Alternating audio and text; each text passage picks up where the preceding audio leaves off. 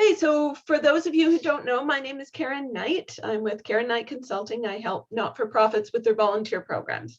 I was doing a workshop for the United Way back in November, and somebody said, you know, we should all get together and have a big event so people can find volunteers now that things are opening up. And I thought, I'd love to be part of that. And it turned out the person wanted it done, but didn't want to do it. So I partnered with Ainsley at Volunteer Kamloops, and we decided to put on the Volunteer Fair. And it seems to be attracting a lot of attention. So this is great. There's still a few people who are getting the last bits and pieces in, but it looks like we're going to have 28 tables. So that's not bad considering the mall said we could have 30. So we're almost maxed out. So I'm really pleased about that. But it's one thing to go to a volunteer an event like this, and then another thing to actually make it work for you.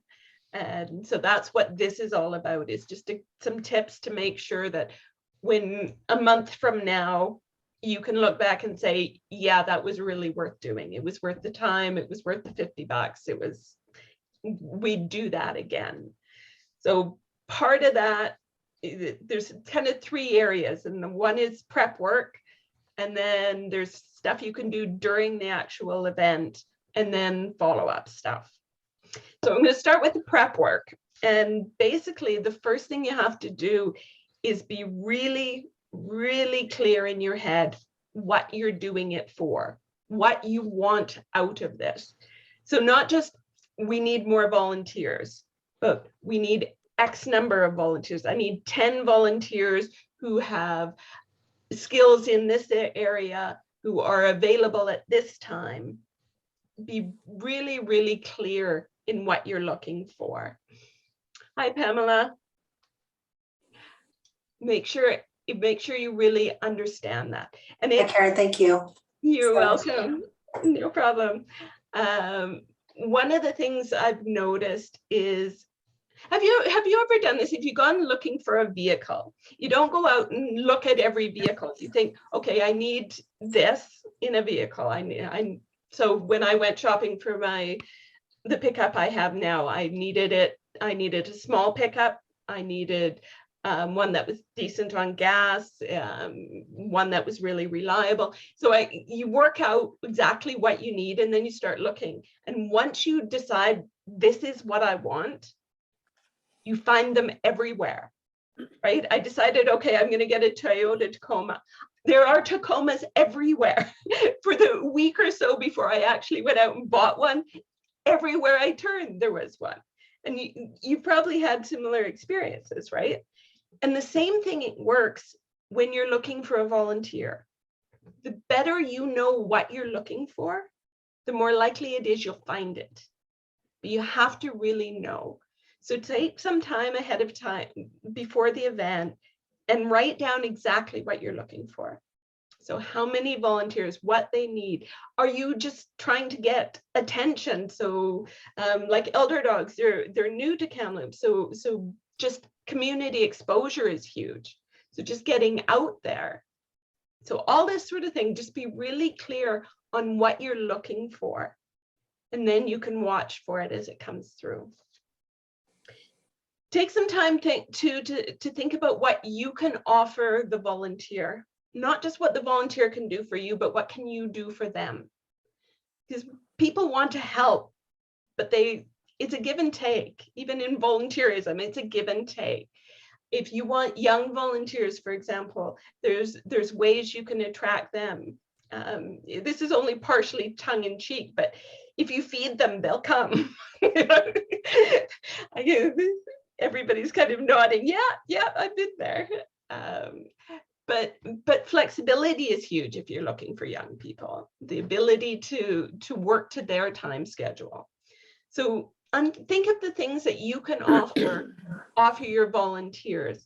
If you have big events and you bring famous speakers in, give them a chance to pick the person up from the airport, right? Little things like that can make a big difference. I did an event, a number of years ago now, long before COVID. And we brought in a famous speaker. He was well known in the industry that I was in, and one of our volunteers was huge fan of it. So rather than me picking him up from the airport, which is what I would normally have done, I sent this volunteer to pick him up. So he had one-on-one time with a hero of his, right? So it's just so easy. But think of things like that you can offer your volunteers.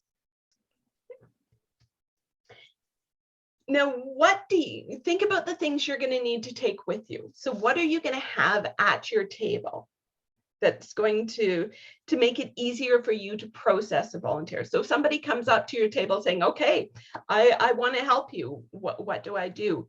Have as much done ahead of time as you can. Have a form completely filled out except for their name and contact information, right? If you need to have a criminal check done, have as much of that form filled out, so you can say, fill this out, take it to this RCMP detachment, and they'll do the rest.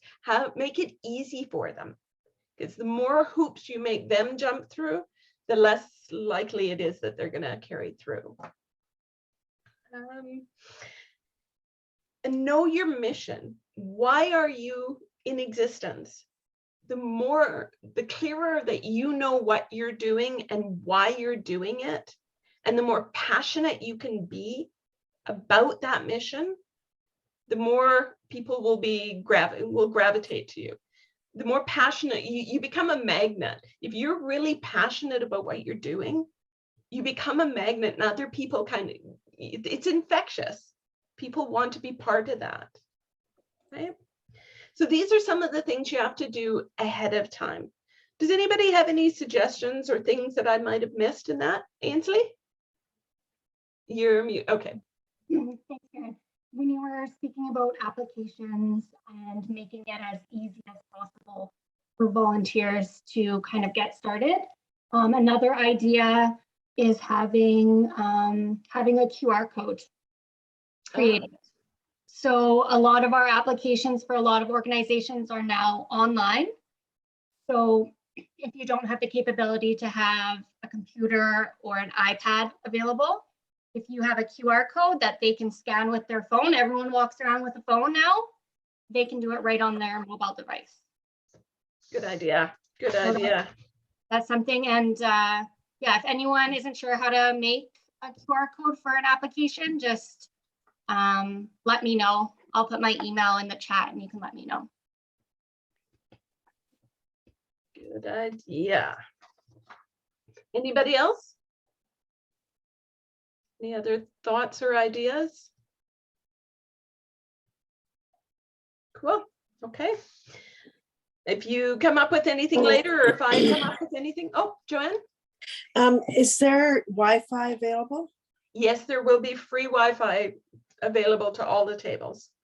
So, Okay. and that's another thing. If you're going to be bringing a laptop or anything and need power, let me know. We have a limited number of tables that have power, so I need to have that all set up.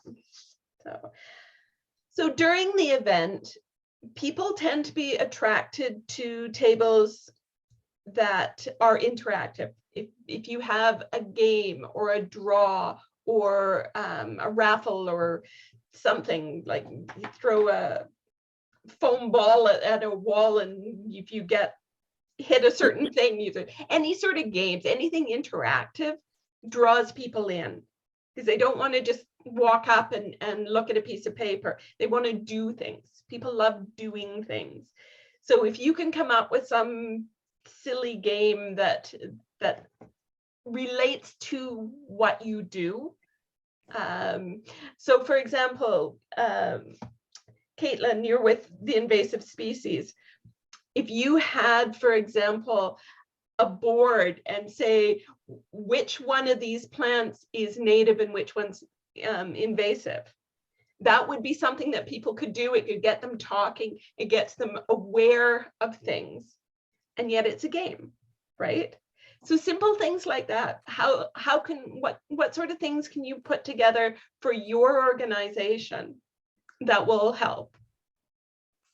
If you have slideshows or silent videos, we're not allowed to play noise during the thing, but we can have videos and stuff running.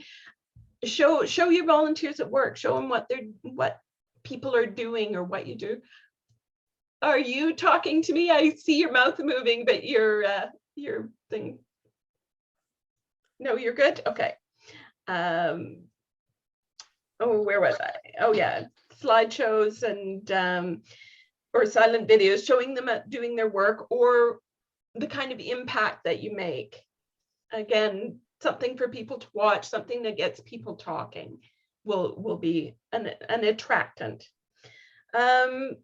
Swag, if you have pens or pins or anything like that you can give away, that's also a good thing. People like free stuff.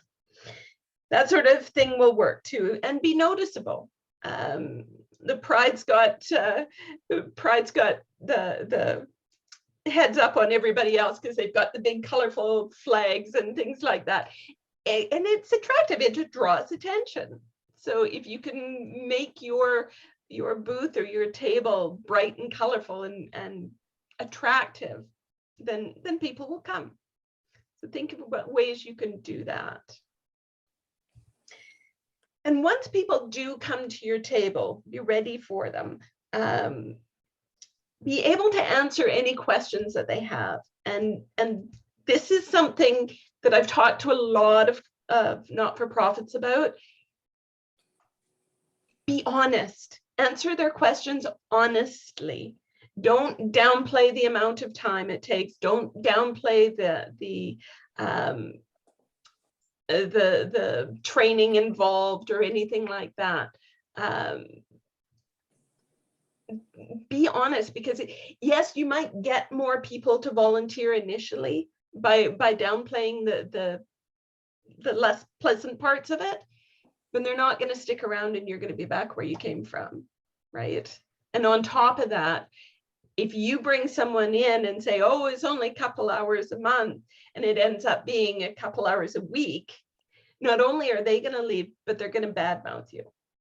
They're going to tell their friends, oh, you don't want to volunteer there. They want so much out of you. Whereas if you tell people right up front, yeah, it's going to be a couple hours a week, if they really care, they'll do it. And if they don't want to do it, you don't want them. So be picky about what you're after, and be honest with the people who come. Tell them all the bad stuff. And because then if they still volunteer, then they're going to stick around. And that's huge. We don't want just lots of volunteers. We want lots of committed volunteers.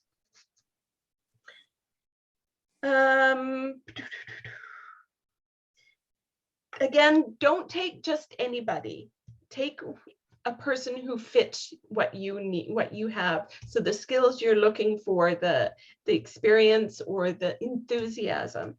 I'm a big fan of hiring or taking on volunteers based on attitude and not on skill level, because skills can be taught and attitude can't. So if they're enthusiastic and they're willing to learn and they're reliable, you can teach them anything, right? Everything will work. But if you get somebody who has all the skills you want, but they never show up, or they're doing it just because they feel they have to, well, that's not going to help you. So hire. I've used this phrase before: hire for attitude and train for skill. But it works for volunteers as well. Again, help them fill out the paperwork. The easier it is for them, the more likely it is they'll stick around. So if they have questions while they're filling out the paperwork, have the paperwork there, make it easy for them. If they're not a fit for you, if you think, hey, this guy's really good, but it's not really what we're looking for, help them find some other place. Because if you help them find what they're looking for, they'll help you find what they're looking for. So we're all in this together. So let's help each other. So if you have someone offer to volunteer for you and it's not a good fit, it's the wrong time, or they can only do it on weekends or whatever, point them out in a direction where they can be useful. And if nothing else, if they're still not sure, just get their contact information and figure things out from that point on. I'm just going to check the chat. I see there's a few things in here, so I'm going to go there. Okay, it's Susan from Flutterby. Thank you, Susan. Program at, oh, okay. If anyone needs to get in touch with Ainsley, program@volunteerkamloops.org is her email. Adam asked, do you know how far a draw or raffle can go before it would require a gaming license? No, I don't. Does anybody else here have any idea about that? Okay. Adam, are you thinking specifically for the event for a door prize, or are you looking for a raffle? Yeah, I don't have any plans for anything for the event currently, Okay. but I just know in the past I've done something and someone had brought it up and I wasn't sure where the line was. Like we just done a chocolate draw. And I was like, cool, if you do like a small 50-50 raffle, obviously it would require a gaming license, but if I was giving away, you know, maybe a bicycle or something instead of a box of chocolates, like just where, if there's a value or what would draw the line there? Yeah, that's a good question. I see someone, I was gonna post the link. I see someone has already put it up in the chat there. Okay. That Brilliant. that should have all the information for that. Hopefully that helps. Okay, yeah, perfect. I believe, and this is, go to that site, go to that link for the actual information. But I think if you don't take any money, you don't need a license. So if you drop your business card in a thing and do a draw like that, I don't think you need license. But if you take money from the client, you do. That I think is the basis of it, but I don't know all the details. So yeah, that link would be the best place to go. So thank you, Trudy, for putting that out. I appreciate that. Okay. Yes, the tables, Sandra, the tables are required or are provided, and we will have them set up and ready. So you just need to put all your stuff on them. So the table will be there. It'll have the tablecloth, the 2 chairs will be there, and the table will be standing. It won't need to be unfolded or anything like that. The mall, thank you. The mall has been brilliant for us. Their people are setting it all up. So all you have to do is come and put on what you need for it.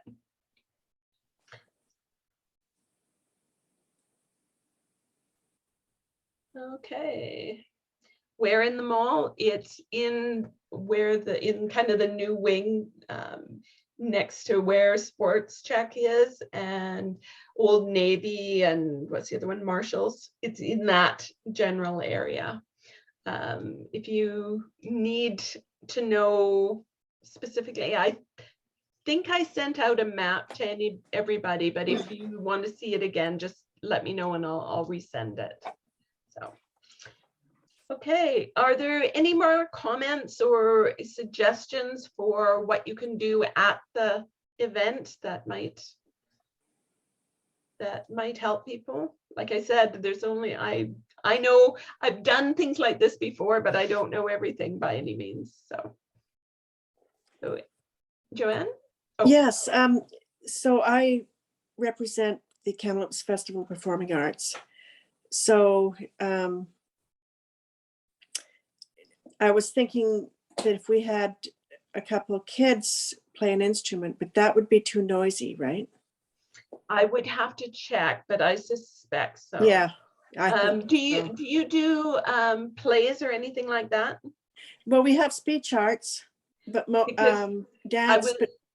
Okay, dance would be good if you could have kids doing dance, or somebody in costume from a play or anything like that would also work. Yeah, but you know, most of it's dance and music. You know, violin, piano, voice. I will check with the mall to see about music. I suspect not, but yeah, I'll check.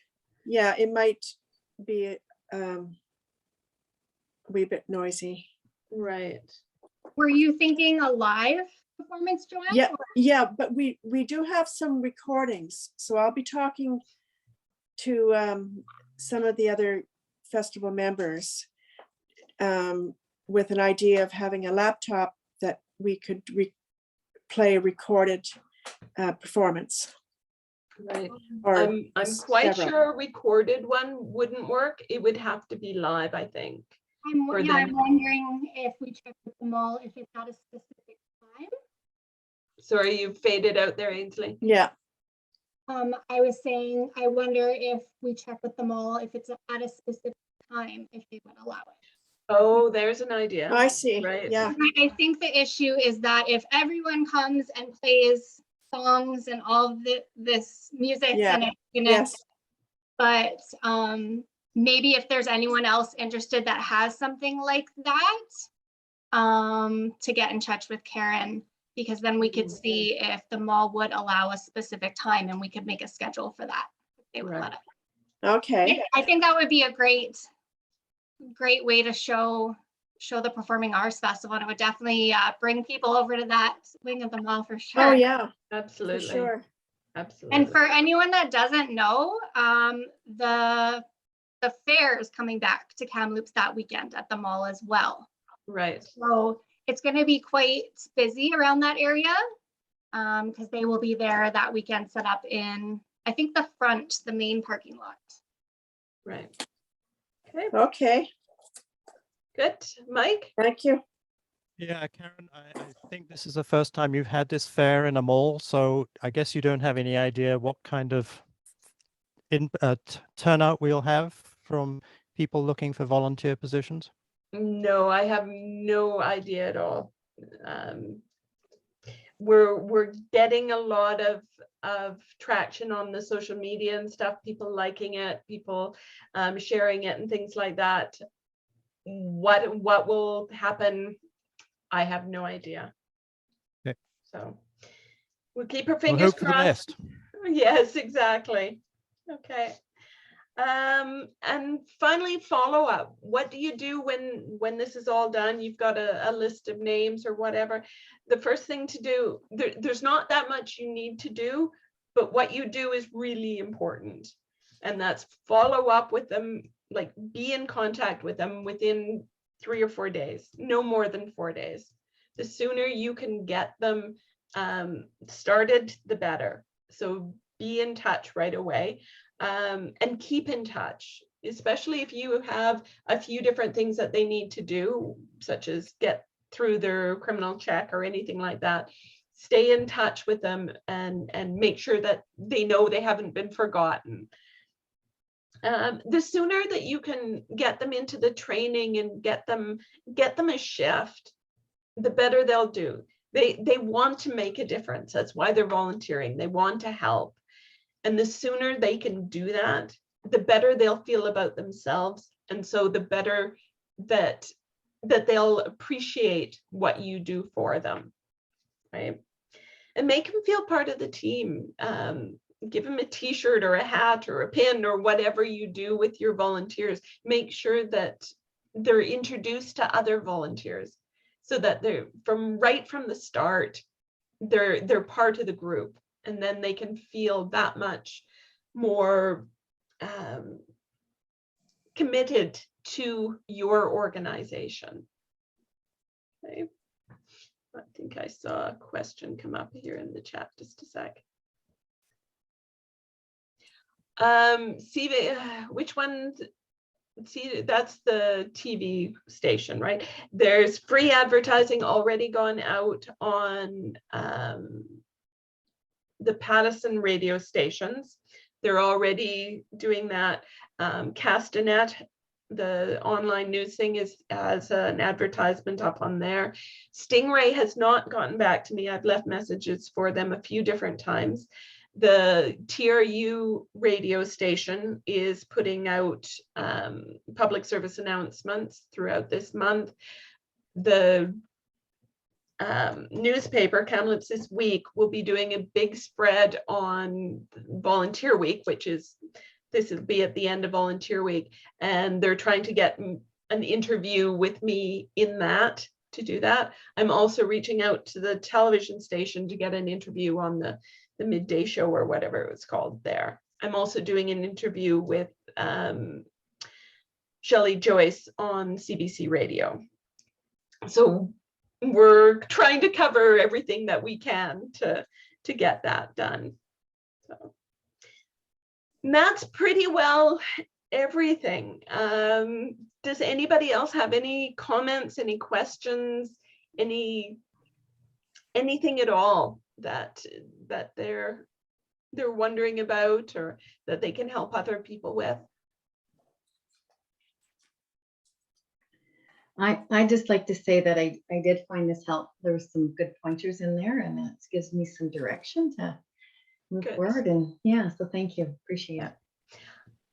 Ainsley and I will be reaching out about a month later to find out how effective it was and ways that you think that we could improve on it if we do it again, because we want it to be successful. That's why we're doing it. So, and also Brian here, we want to wave Brian. He's with the chamber, and I sent out the email that I sent out yesterday was if anybody has projects or anything that would be appropriate for a corporate type volunteer, so a group coming from a particular company, Brian will be helping guide people to those tables. So Brian, is there anything you want to say about that? No, I think you nailed it in yesterday's email. If there's anything at all that we can do from a support from the chamber, either leading up to the event, the day of the event, or afterwards, don't hesitate to reach out. Our interest in having a booth at the mall is to try and support the nonprofit community. So I won't be there looking for volunteers for anything related to the Chamber of Commerce. We have some committees that we have volunteer members at large on, but that is all set for this year. So it's not something that I'm there specifically looking for volunteers for the chamber. I'm looking to provide support from our business community to you, the nonprofits, and whoever needs volunteers or volunteer groups. So by all means, reach out if there's anything that we can do. Brilliant. Thank you. I do appreciate that, Brian. No problem, Karen. All right. That's about it. Oh, thank you. Oh, thank you, Ainsley, for doing this. But yes, again, if there's anything else, just let me know. If something comes up in your mind later, send me an email. If you have a suggestion that you come up with later, you want to share, send it to me and I'll share it out to everybody else. But I'm going to stop the recording now.